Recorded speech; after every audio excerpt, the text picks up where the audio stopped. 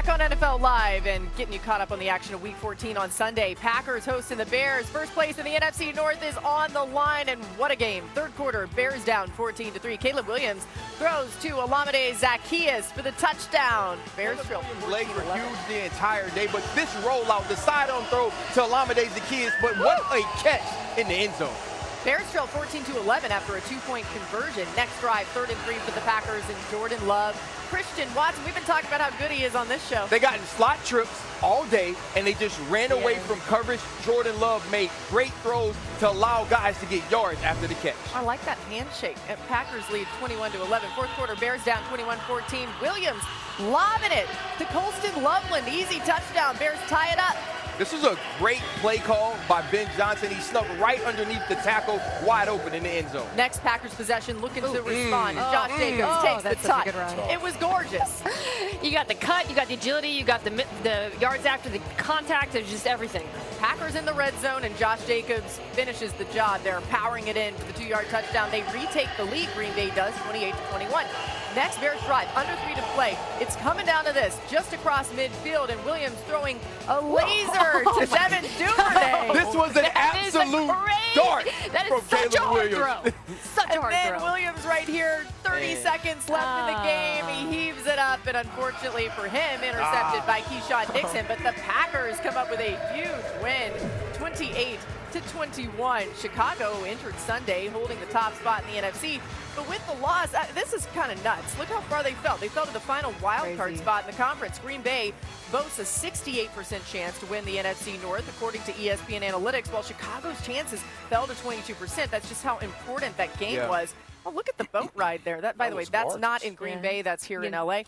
Marcus, how did Jordan Love get it done yesterday? RC mentioned it, man. It looked like when we was growing up running from dogs in the neighborhood. You just run away. Run away, man. Run away from people. And you look at Jordan Love, it was so much ease and comfort in him pushing the ball down the field because he was throwing to an area on the field and not a guy.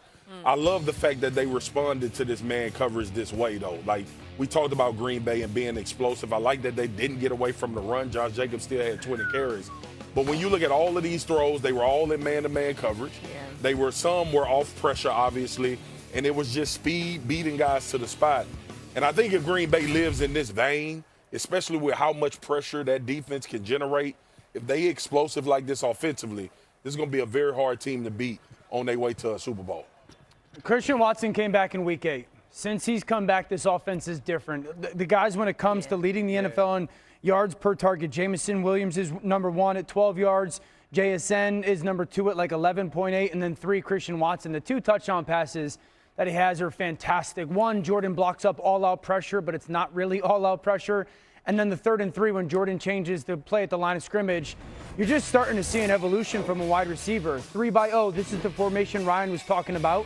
And here comes pressure, but with the really 7.5-man protection. The backside corner's got the tight end, so it's a little bit of a chip, and then he's waiting. You take Reed, you pull down that backside safety, and then Watson has 15 yards of space to just chase with speed. That's 2/3 of the field of green grass that the quarterback has to throw to, but understanding the protection was a great deal. Look at Jordan change the route here. Wiping it off, meaning, hey, we want to fake the screen here, okay? Reed is going to go to the flat. Christian Watson is going to pretend like he's going to block, step on 1,000 hands, 1, 2, 3, and then go on that skinny slant right now, ball out on 3rd and 3, and you're just going to run away from him. We've talked about it for the past week of how much he has grown. I truly believe he's ascended to a number 1 wide receiver in this offense, and if he stays healthy, this offense will no longer be a dink and dunk pass game. RC, on the defensive side, what stood out for Green Bay? That Jeff Hafley is absolutely diabolical, and in Green Bay, y'all better get used to this year and be happy because he's going to be gone. The things that he was doing defensively with his pressure packages were absolutely phenomenal. Now, Michael Parsons is going to get the inside pressure here, but he's going to drop Quay Walker and Edgerrin Cooper. And so if you're Caleb Williams, you think, okay, we have 2 dropping backers. Wait, Quay Walker with the hesitation, and now he's going to add to the rush. Michael Parsons wins inside right now, and they're able to flush Caleb Williams. Now, here's what I love about this look. They're going to be 7 men on the line of scrimmage. You're going to drop Edgerrin Cooper out from the line of scrimmage. He's going to play the middle backer, and you're also going to have a flat defender. With the pressure, they're going to get a wrap or a twist by Rashawn Gary and also Micah Parsons. And now with zone eyes, you can see the quarterback and have break. Now, Micah Parsons, he's always going to blitz, right?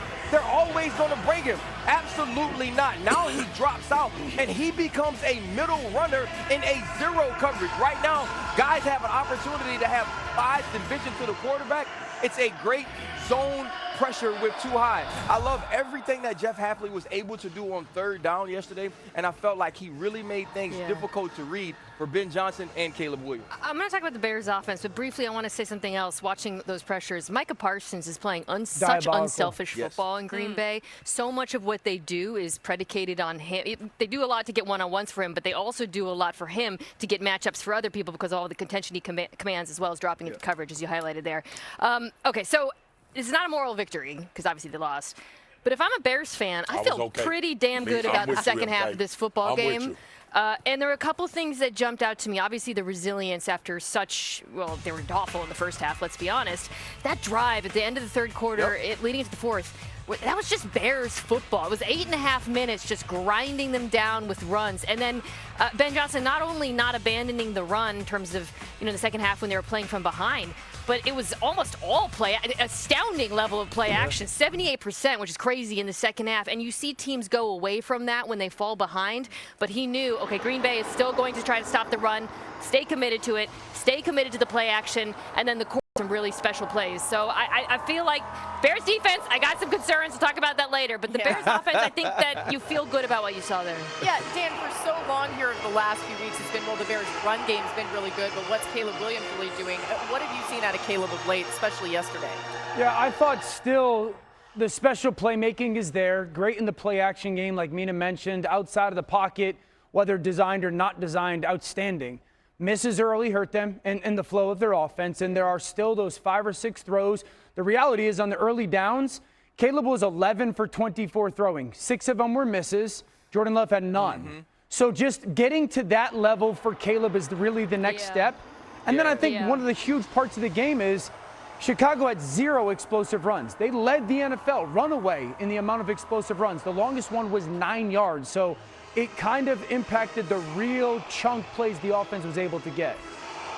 As for their opponent, the Bears, next week, it's the Browns. And new on NFL Live, Kevin Stefanski made the announcement that the rookie, Shedeur Sanders, will be the starter for the remainder of the season. So next week, the Bears and Caleb Williams face off against the Browns and Shedeur Sanders. Let's get Adam Schefter back in here for some top stories. Adam, what do we need to know about the Achilles injury for the Colts quarterback Daniel Jones? Colts head coach Shane Steichen confirmed today that it is, in fact, a torn Achilles tendon for Daniel Jones, which surprised nobody. Everybody saw him go down yesterday. Everybody saw him slam his helmet on the grass. Everybody saw how upset he was before he actually willed himself to walk off the field. Daniel Jones entering the last year of his contract now. He'll be a free agent this offseason. It creates a lot of uncertainty for him and for the Indianapolis Colts, especially with Riley Leonard now dealing with a knee injury as well. Meanwhile, the Commanders brought back Jaden Daniels to the game Sunday against the Vikings, and he suffered another left elbow injury on this particular play when the Vikings threw him to the ground. Now, Daniels wanted to play, said he was healthy, but again, not healthy again. We'll see how the Commanders handle it. And a short time ago, the Bengals said that T. Higgins is back in concussion protocol right now, which is bad news for the Cincinnati Bengals. If anybody watched the game on Sunday, they could see the multiple times in which T. Higgins hit his head on the ground after he missed the previous week's game from being in concussion protocol. So he came out of protocol, banged his head multiple times, stayed in the game, finished the game, but now today the Bengals have said he is in concussion protocol, and I would imagine he's going to be there for a little bit of time, Laura. Yeah.